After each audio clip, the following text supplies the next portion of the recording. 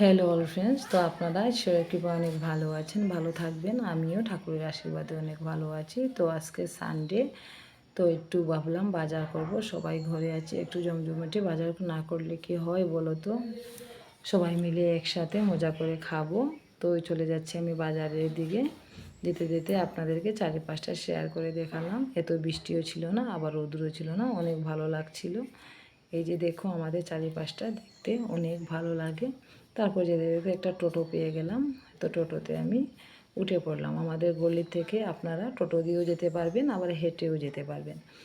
যেতে যেতে আপনাদেরকে চারিপাশটা দেখিয়ে দিলাম।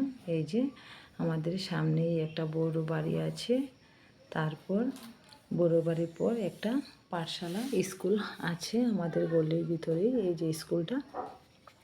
তো আপনাদেরকে দেখাতে দেখাতেই আমি চলে আসলাম ব্যাংকের কাছে। ব্যাংকে গিয়ে ব্যাংকের কাজটা সেরে তারপর চলে গেলাম মার্কেটের দিকে গিয়ে প্রথমে নিয়ে নিলাম 2 কিলো মাংস। এই যে ছোটো ভাইটা আমাকে মাংস কেটে দিচ্ছিল।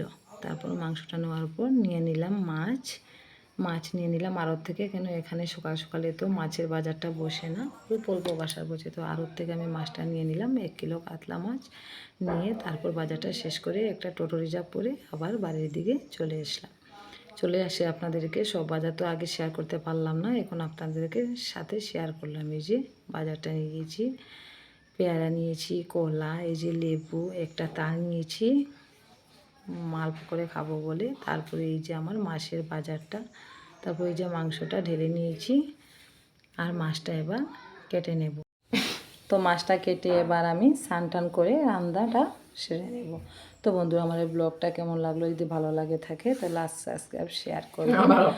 আর রান্নাটা আপনার সাথে শেয়ার করতে পারলাম না, তো টাটা বাই বাই। আজকের জন্য আমি ব্লগটা এখানে শেষ করলাম।